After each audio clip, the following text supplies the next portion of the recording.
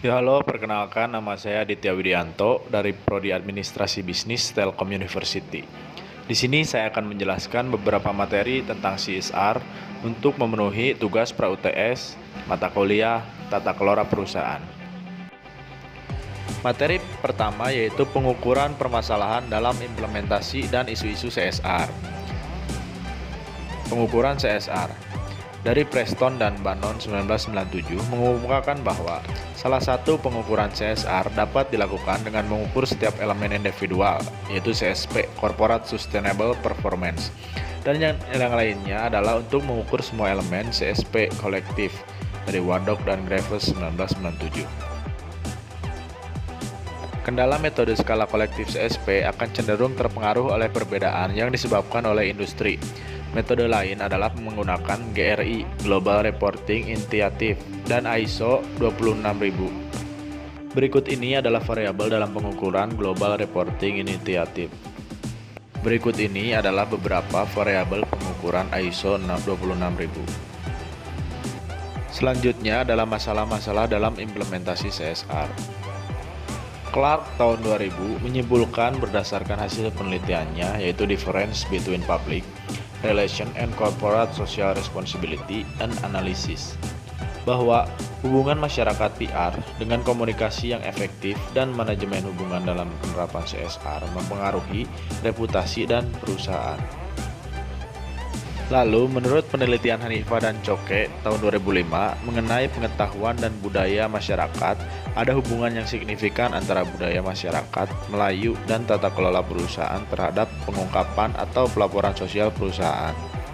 Kemudian dari Unerman dan Odway tahun 2007 mengemukakan bahwa pengetahuan merupakan faktor kunci dalam mengembangkan dan membangun pemahaman bagi berbagai pemangku kepentingan terhadap kesadaran dan persepsi masyarakat pada tingkat resiko yang mereka hadapi dari operasi perusahaan.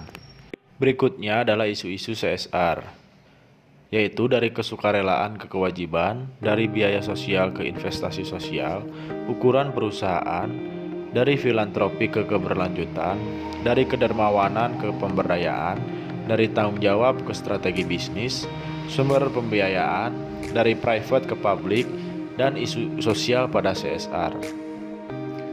Selanjutnya adalah konseptualisasi CSR. Dapat dikatakan, definisi CSR yang tepat harus mencakup terminologi umum yang memfasilitasi pemodelan budaya dan nilai organisasi untuk perilaku yang bertanggung jawab. Oleh karena itu, penting untuk memahami peran kepemimpinan dalam menyusun strategi kegiatan CSR, karena ada tuntutan pemangku kepentingan yang berbeda. CSR tidak bebas biaya karena membutuhkan sumber daya yang besar, termasuk waktu, keuangan, dan sumber daya manusia. Dalam terang ini, komentar akademis sering menunjukkan bahwa perusahaan tidak selalu mengenali kasus bisnis untuk CSR. Sangat sering mereka menunjukkan bahwa investasi diskresioner dalam atribut dan aktivitas CSR dapat menambah nilai pada bisnis itu sendiri. Materi selanjutnya yaitu komunikasi CSR beserta penggunaan media. Yang pertama ada komunikasi CSR dan media digital. Yang kedua komunikasi CSR dan media sosial. Yang ketiga pelaporan lingkungan sosial dan tata kelola di situs web perusahaan. Yang pertama komunikasi CSR dan media digital. Komunikasi interaktif menjadi salah satu saluran informasi terpenting bagi perusahaan seiring dengan perubahan dinamika sosial. Kerjasama berbasis web dan pertukaran data telah memberdayakan komunikasi antara bisnis dan pemangku kepentingan mereka. Ini memungkinkan mereka untuk terlibat dengan pengguna online dan memanfaatkan publisitas positif yang timbul dari pemasaran dari mulut ke mulut dan platform digital.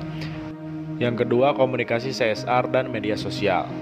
Media sosial dan pengoptimalan mesin pencari telah mengubah dinamika komunikatif di dalam dan di antara perusahaan dan lingkungan mereka. Jaringan media sosial adalah alat pemantauan yang efektif karena dapat menampilkan sinyal peringatan dini tentang topik yang sedang tren. Jaringan ini dapat membantu komunikator dan pemasar bisnis mengidentifikasi dan mengikuti masalah keberlanjutan terbaru. Sekalipun demikian, para pemberi pengaruh CSR dengan mudah diidentifikasi pada subjek atau keahlian tertentu.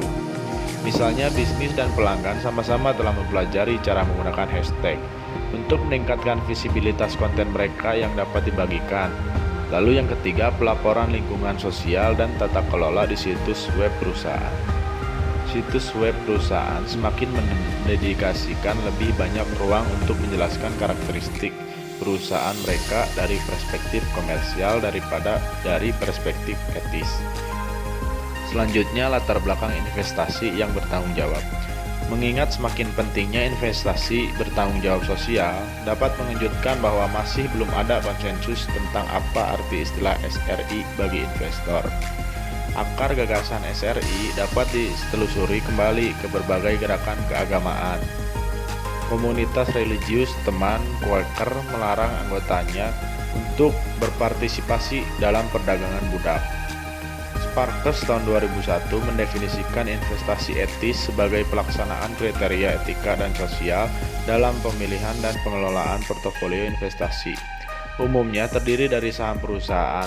Namun, dia berpendapat bahwa investasi etis bisa lebih tepat untuk menggambarkan badan nirlaba seperti gereja, badan amal, dan kelompok lingkungan daripada perusahaan.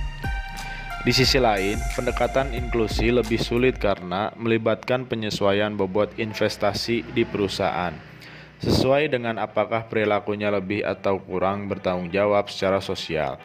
Spesifikasi metrik umum akan secara langsung mengatasi masalah asimetri informasi, dan dalam hal ini, Global Reporting Initiative (GRI) adalah sarana untuk memperbaiki kegagalan pasar. Investor sosial tahu bahwa tidak ada perusahaan yang sempurna. Namun, penelitian kualitatif dan proses evaluasi yang menyeluruh, yang juga dikenal sebagai penyaringan sosial, biasanya bertujuan untuk mengidentifikasi perusahaan yang dikelola dengan lebih baik.